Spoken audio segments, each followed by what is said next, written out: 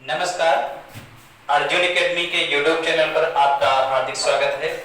आज हम क्लास लेके आए हैं उत्तर प्रदेश के वन्य जीव अभ्यारण्य, जिसमें हम देखेंगे पढ़ेंगे कि पक्षी विहार, उत्तर प्रदेश में पक्षी विहार कौन कौन से हैं और कहां पर हैं, और उत्तर प्रदेश में वन्य जीव विहार, इनके बारे में आज हम क्लास लेके आए हैं, इसी पे चर्चा करेंगे। तो आइए हम नजर डालते हैं उत्तर प्रदेश के वन्य जीव अभ्यारण्य के बारे में।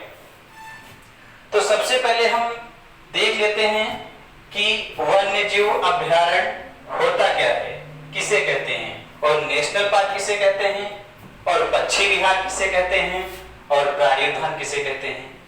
तो हमने इनको 3 भागों में डिवाइड कर लिया है, लेकिन उससे पहले एक नजर डालते हैं कि जो इनके विकास का क्रम रहा भारत में, किस प्रकार इनका विकास हुआ और कौन से बोर्ड बनाए गए और ये बोर्ड किस लिए बनाए गए। तो आइए देखते हैं। तो सबसे पहले वन्य जीव संरक्षण अधिनियम 1972, एक अधिनियम बना 1972 में, जो था वन्य जीव संरक्षण अधिनियम 1972। इसमें वन्य जीव को सुरक्षित रखा जाएगा। किन वन्य जीव को सबसे ज्यादा सुरक्षित रखा जाए और कौन से जोन में रखा जाए, ये इसमें बताया गया। उसके बाद आया national wild life action plan 1983।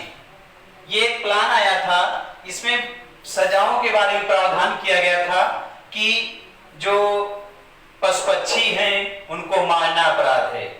मानव के लिए या मानव जिनका शिकार करता था उनको मारना अपराध है, उसके बारे में बताया गया। और उसके बाद आया नेशनल वन्य जीव बोर्ड 1985 में इसकी स्थापना हुई। तो यहां से क्वेश्चन बन सकते हैं कि वन्य जीव संरक्षण अधिनियम की स्थापना कब हुई, 1972। National wild life action plan की स्थापना कब हुई, 1983।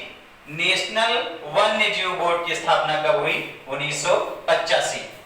अब नजर डालते हैं, यदि हम इनको 3 क्षेत्र ले लें, 3 क्षेत्र ले लें, तो सबसे बड़ा वाला जो क्षेत्र आप देख रहे हैं, ये सबसे बड़ा वाला क्षेत्र, ये इसको हम बोलते हैं ट्रांजिशन जोन, जैव मंडल आरक्षित क्षेत्र या बायोस्फीयर रिजर्व। उसके बाद जो दूसरा वाला आप सर्किल देख रहे हैं, इसको हम बोलते हैं बफर जोन।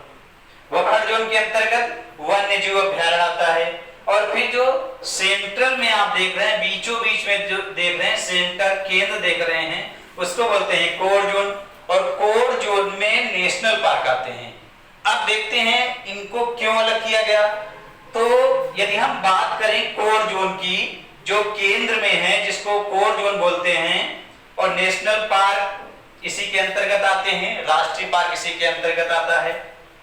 इसका मतलब यह है कि केंद्र जोन में जो भी पार्क आ जाएंगे, केंद्र जोन में जो भी पार्क आएंगे, उनका शिकार नहीं किया जा सकता है, और वहां पर मानव प्रतिबंधित होता है, वहां पर मानव को जाने की छूट नहीं होती है, वहां पर वो एरिया प्रतिबंधित होता है सरकार द्वारा। हाँ, यदि आप घूमने जाना चाहें, कोई बड़ा पार्क है ना, यदि वहां घूमने जाना चाहें, तो आप, यदि वहां की पार्क की अथॉरिटी ने कोई गाइड जो करता है, जो आगे लेकर के चलता है, वो बना रखा है, तो उसके साथ आप थोड़ी दूर तक घूम सकते हैं। जैसे कि आप लाइन सफारी चले जाइए, वहां पे आपको एक गाइड करना पड़ता है, वो बताएगा कि यहाँ इस रास्ते से जाना है। ये हो गया केंद्र वाला कोर जोन। इसके अंतर्गत नेशनल पार्क आते हैं, इसमें मानव नहीं जा सकता है, प्रतिबंधित होता है। उसके बाद आता है बफर जोन, सेकेंड वाला बफर जोन, जिसके अंतर्गत आते हैं वन्य जीव अभ्यारण्य।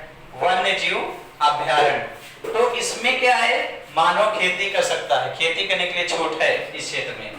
लकड़ी मिल सकता है जलाने के लिए, अलग थोड़ी बहुत जो लकड़ियां होती हैं, यहाँ पर मानव जा सकता है, मानव घर बना करके रह सकता है, इतनी छूट है। लेकिन यहाँ पर मानव को शिकार करने की छूट नहीं है, मानव को शिकार करने की छूट नहीं है। यदि हम बात करें, लास्ट वाला है जो ट्रांजिशन जोन, जैव मंडल आरक्षित क्षेत्र, यहाँ पर जैविक और अजैविक घटकों के बीच में जो पारिस्थितिकी तंत्र जब हम आगे पढ़ेंगे, इसकी क्लास लेंगे, उसमें आपको बताएंगे, उसके अंतर्गत इस समस्त क्षेत्र को आरक्षित किया जाता है, इसीलिए यह कहलाता है जैव मंडल आरक्षित क्षेत्र। अब हम देखते हैं कि उत्तर प्रदेश में किसकी कितनी संख्या है। उत्तर प्रदेश में किसकी कितनी संख्या है, तो सबसे पहले देखते हैं उत्तर प्रदेश में नेशनल पार्क। उत्तर प्रदेश में मात्र एक नेशनल पार्क है, और वह कौन सा पार्क है? Dudhwa national park. कहां है? जिला लखीमपुर खीरी। लखीमपुर खीरी से एक प्रश्न पूछा जाता है कि उत्तर प्रदेश का क्षेत्रफल की दृष्टि से सबसे बड़ा जिला कौन है? तो लखीमपुर खीरी है जी। लखीमपुर खीरी में ही सबसे बड़ा पार्क है, वही है Dudhwa national park. Dudhwa national park में बारे में हम देखते हैं तो इसकी स्थापना कब की गई? 1968 में। और इसे राष्ट्रीय दर्जा कब मिला? इसे राष्ट्रीय दर्जा कब मिला? तो 1977 में। फिर हम बात करते हैं वन्य जीव अभ्यारण्य। इसकी उत्तर प्रदेश में संख्या 11 है। 11 एग्जैक्ट नहीं है, ये ज्यादा भी हो सकती है, क्योंकि कई बुकों में और भी ज्यादा दिए गए हैं, लेकिन अभी हम नजर डाल रहे हैं जो मोस्ट इंपॉर्टेंट हैं। फिर उसके बाद पक्षी विहार है। पक्षी विहार की संख्या 13 है। फिर प्राणी उद्यान 3 है। वर्तमान में उत्तर प्रदेश में प्राणी उद्यान 3 है। जैसे कि आप लखनऊ जाते हैं, लखनऊ में चिड़ियाघर, वही प्राणी उद्यान में। अब क्वेश्चन में पूछा गया है एक बार कि लखनऊ में स्थित प्राणी उद्यान का पूरा नाम क्या है?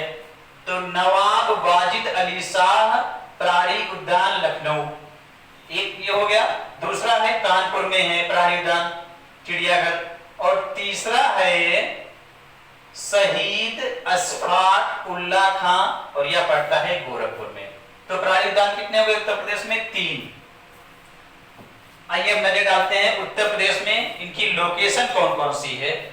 तो हम देखते हैं सबसे पहले मैनपुरी, आइए ले चलते हैं। मैनपुरी में ये पड़ता है समान, ये पक्षी विहार की बात कर रहे हैं।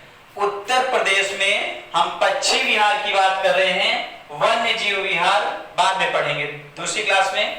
तो मैनपुरी चलते हैं। मैनपुरी में समान पक्षी विहार, मैनपुरी में समान पक्षी विहार मैनपुरी में है। फिर है लाख बहोसी, लाख बहोसी पक्षी विहार कन्नौज। कन्नौज से एक क्वेश्चन और आता है कि उत्तर प्रदेश की इत्र नगरी किसे कहा जाता है? तो कन्नौज।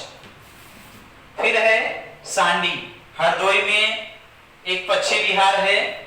उसके बाद हम चलते हैं बखीरा पक्षी विहार संत कबीर नगर, बखीरा पक्षी विहार संत कबीर नगर। फिर है सुरहाताल पक्षी विहार, और इसका नाम है जयप्रकाश नारायण सुरहाताल पक्षी विहार, और यह है बलिया। यहां से क्वेश्चन आया था, 2018 में क्वेश्चन पूछा गया था। फिर चलते हैं प्रतापगढ़। प्रतापगढ़ में एक पक्षी विहार है, इसका नाम है भीमराव अंबेडकर पक्षी विहार। फिर समसपुर रायबरेली, समसपुर पक्षी विहार, और उसके बाद आता है उन्नाव।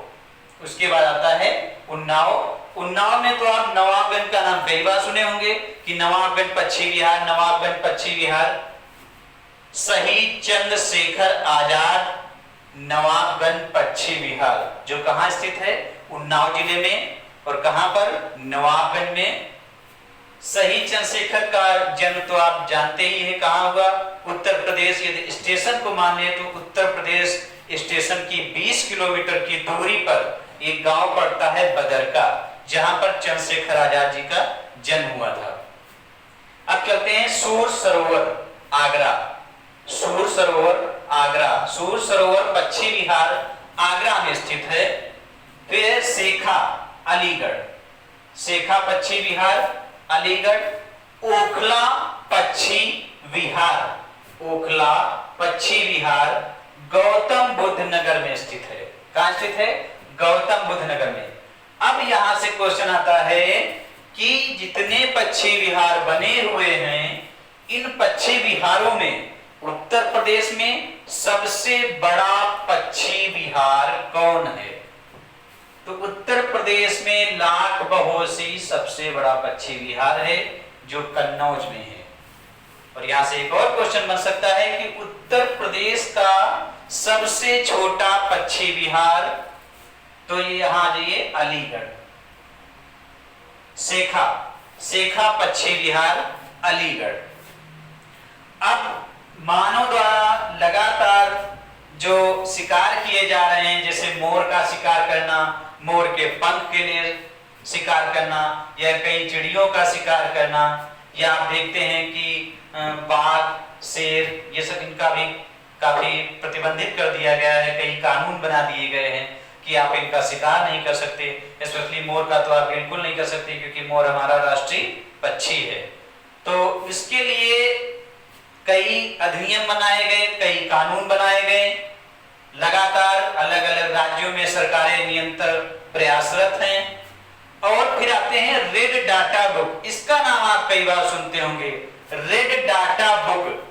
यह संकटग्रस्त और विलुप्त प्राणियों या पशु पक्षियों की एक बुक बनाई गई है, जिसमें उन चीजों को शामिल किया गया है, उन चीजों को शामिल किया गया है जो विलुप्त होते जा रहे हैं। जैसे आप गिद्ध देखिए, कुछ समय पहले आपको जगह जगह गिद्ध दिखा करते थे, लेकिन अब आपको गिद्ध ज्यादा नहीं दिखेंगे। तो गिद्ध किसमें एंट्री की गई होगी? रेड डाटा बुक में। इसी प्रकार कई जानवर हैं जो आप इस समय बहुत कम देखने को पाते होंगे। तो रेड डाटा बुक एक ऐसी बुक है जिसमें विलुप्त होने वाले जीव जंतुओं का या जीव जंतुओं के नाम को संरक्षित किया जाता है। People's park and wild book, यह एक ऐसी किताब है, या एक बार क्वेश्चन पूछा गया है यूपीट्रिपल में कि people's park and wild book में किसको संरक्षित किया गया है या किसके बारे में जानकारी दी गई है। तो ऑप्शन वो दे देगा, खेत के बारे में, या कृषि के बारे में, या नदियों के बारे में, या जीव जंतुओं के बारे में। तो people's park and wild book में समस्त जीव जंतुओं, और ये जो मैंने पढ़ाया है कि कौन कौन से पक्षी विहार हैं या कौन कौन से वन्य जीव विहार हैं, उनके बारे में जानकारी दी गई है। मयूर संरक्षण केंद्र, मयूर संरक्षण केंद्र लगातार कार्य प्रगति पर है और यह बन रहा है वृंदावन मथुरा में, जहां पर मोरों को संरक्षण देने के लिए अनेक विकल्प स्थापित किए गए हैं। कहां पर?